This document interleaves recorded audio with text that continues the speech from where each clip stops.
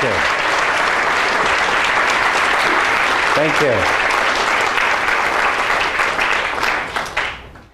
All right, that's a warm Portland welcome. Well, no, actually, the people do make that slip, postmodern, posthuman. It's not postmodern. It's not postmodern. It's not part of the posthuman business. Is not part of that series of post-it notes. Postmodern, post-colonialism, post-feminism, etc. And the reason it isn't is because those things are pretty specific. Postmodern is a style, and post-colonialism is about people who escaped from empires, and post-feminism is a reaction to the first wave of feminism in the 1960s, and so on. Post-human is something else. It's actually this transition that we are going through physically, biologically, from whatever human was to something else, and I don't know what it is. I don't know what that is because there's no name for it and it's not here yet. The post-human thing is sort of here.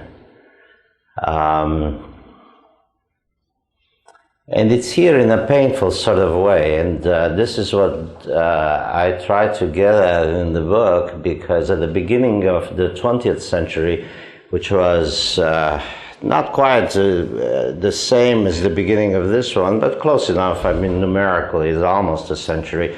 In 1916, I realize it's only 2009, but still,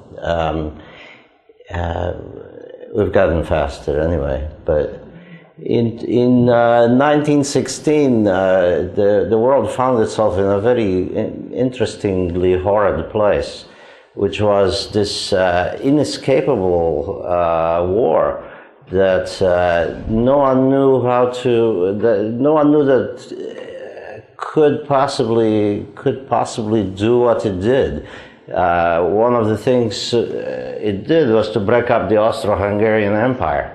I mean, you know how absolutely incredible it was for people in 1913, 1912 to believe that the Austro-Hungarian Empire was going to break down and not exist anymore.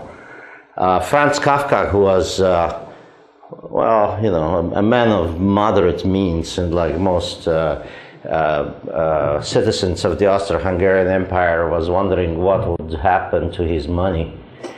After the war, he invested in the only thing that seemed safe at the time, which was the bonds of the Austro-Hungarian Empire, which promised a 7% return after the war. Everything else seemed shaky. Nobody counted on the degree of passion or the passions that this war released, and the fact that the Austro-Hungarian Empire stopped existing. So in the middle of this, there is little neutral Switzerland and Zurich, its city where all the refugees from Europe converged. And among them were Tzara, a young Romanian poet from a provincial town in Romania, Moinești, along with some of his friends, poets, writers, who for one reason or another found their way out of the warring countries, probably because they didn't want to die, which seems like a reasonable enough reason. But and radicals of every sort from all over Europe: socialists, pacifists, people who had trouble with their governments for one reason or another, and spies from all the warring powers. Wonderful play by Tom Stoppard, of course some of you know it, Travesties, where there are spies in the coffee house. One spy just went out. One spy down. Spies watching spies, and counter-spies watching counter-spies. And there was, in Zurich, not a whole lot of there weren't a whole lot of places to watch except for two cafes, Café de l'Odéon and Café de la Terrasse, where many of these people, artists, radicals, refugees, were trying to get some warmth, what they did was play chess, an awful lot of chess.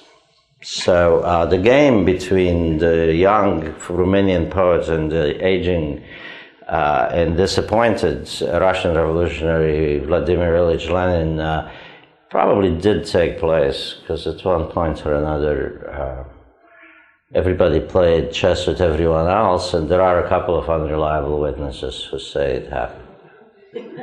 Hans Richter being one of them, who wrote, who was a Dadaist and wrote a history of Dada. So this game happened, and it was a game for big stakes. It was a game for, on the one hand, the refusal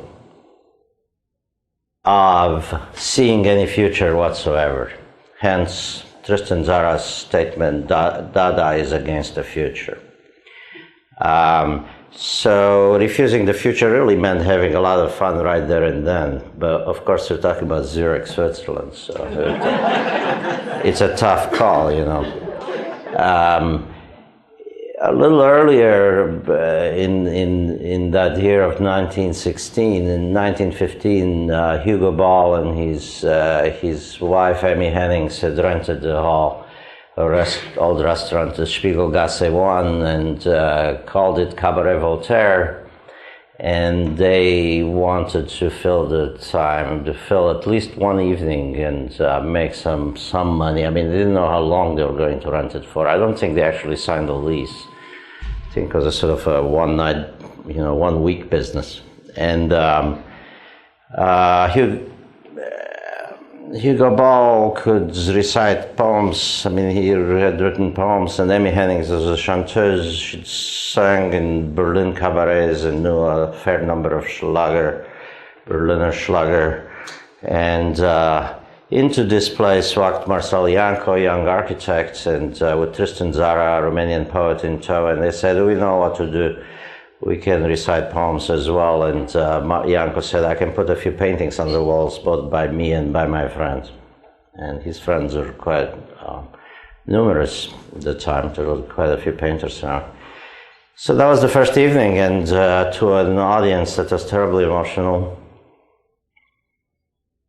an audience that was easily aroused.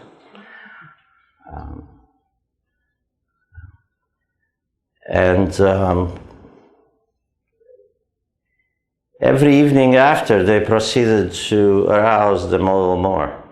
Arouse them? Rouse them? Rouse them? Rouse them.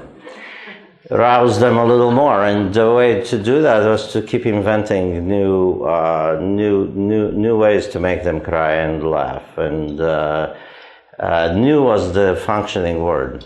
And so the Dada Cabaret Voltaire burst into the vacuum of Zurich with a lot of noise. And quietly, the Russian revolutionary who lived down the street, Vladimir Ilyich Lenin, and his comrades Radek and Zinoviev went on studying in the libraries of Zurich. And the Swiss police was not very much interested in them because they're quiet.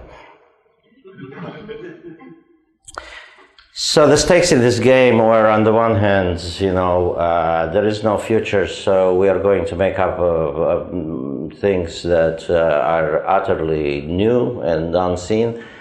And on the other hand, on the other side of the board was Lenin, who was very methodically planning the Russian Revolution and his moment of return to Russia to take charge of that revolution.